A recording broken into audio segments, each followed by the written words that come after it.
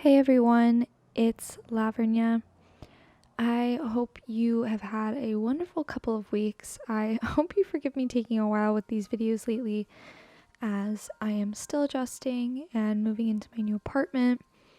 I also really hope you're all doing so well. I have had just a crazy week. It's very warm where I live, so I don't know, the humidity just drains out my energy, which makes it so challenging to be motivated, but I do see all the beautiful, sweet comments you're writing and the messages you send me, and it honestly means the world to me. Like, thank you all so much for your support.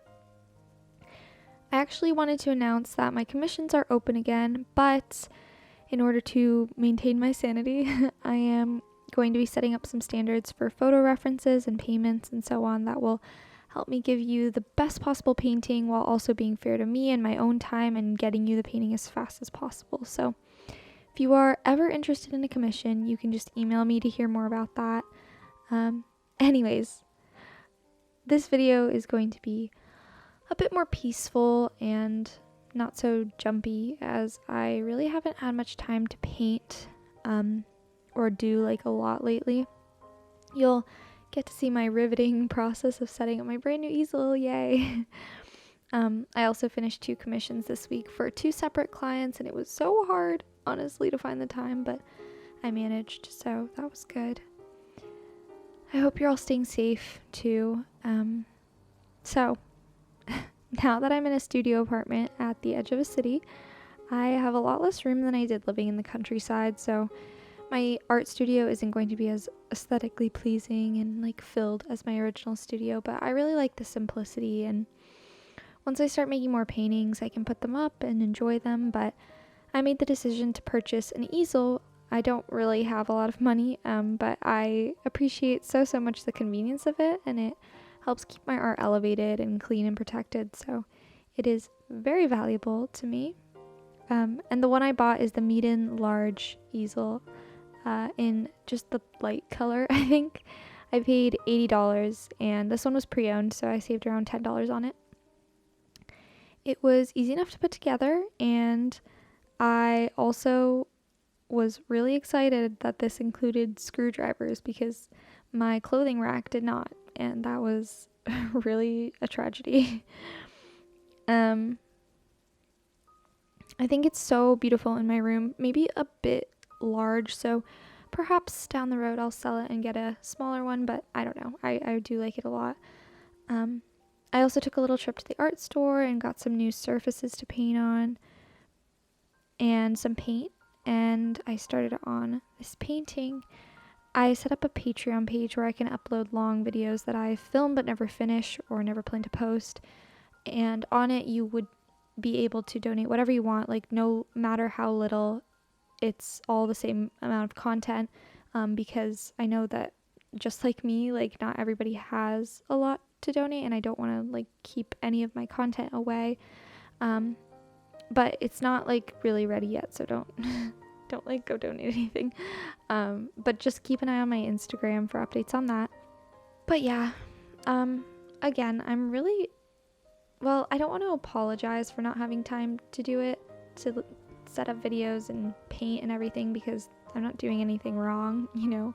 I have like other things to do too, but I don't know, I feel guilty when I see people commenting like, please like upload more videos.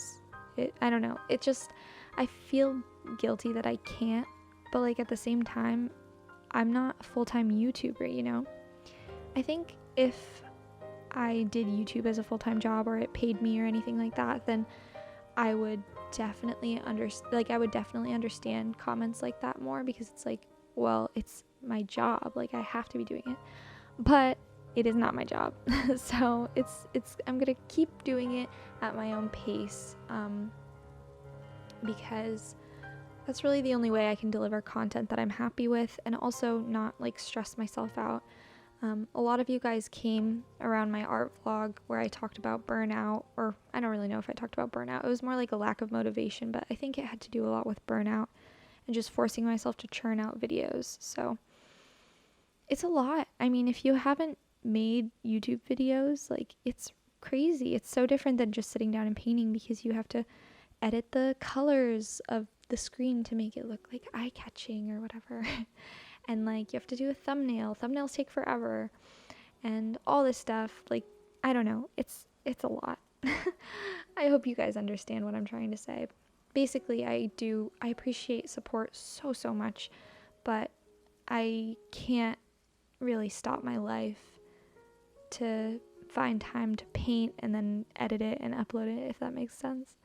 Again, like, I hope now that I have more structure in my life, I'll be able to do it more regularly, but just wanted to be transparent. So anyways, I really loved how dynamic my reference for this painting was, and I'm just so excited to start painting all of the photos I've taken and I've saved.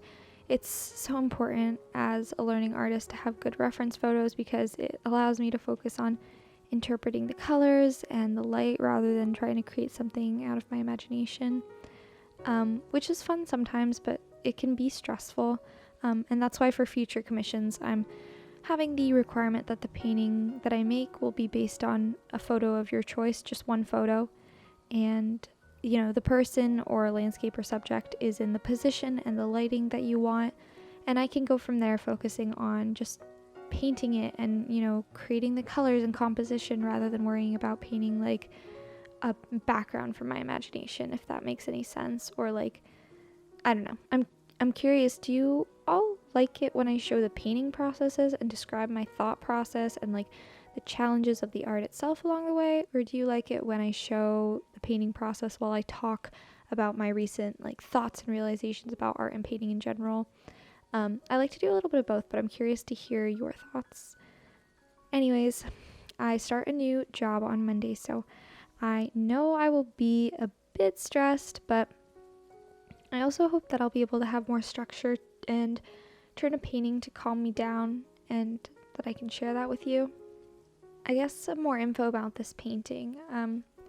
I set up the background. I used light red, and mixed it with some burnt sienna.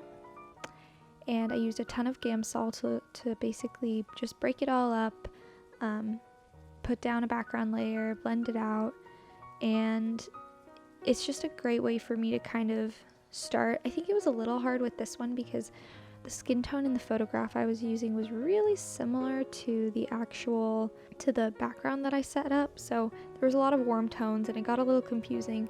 I actually love how the painting looked, how the girl's face looked right now. I ended up going back and changing it later. I don't really like how it looks like as I'm recording this, so after I'm done recording I'll probably go back and fill it out a little bit. But on that note, I'm going to sign off. Thank you so much for watching, and I hope to see you again very, very soon. Hopefully sooner than I said last time. Talk to you guys later. Bye.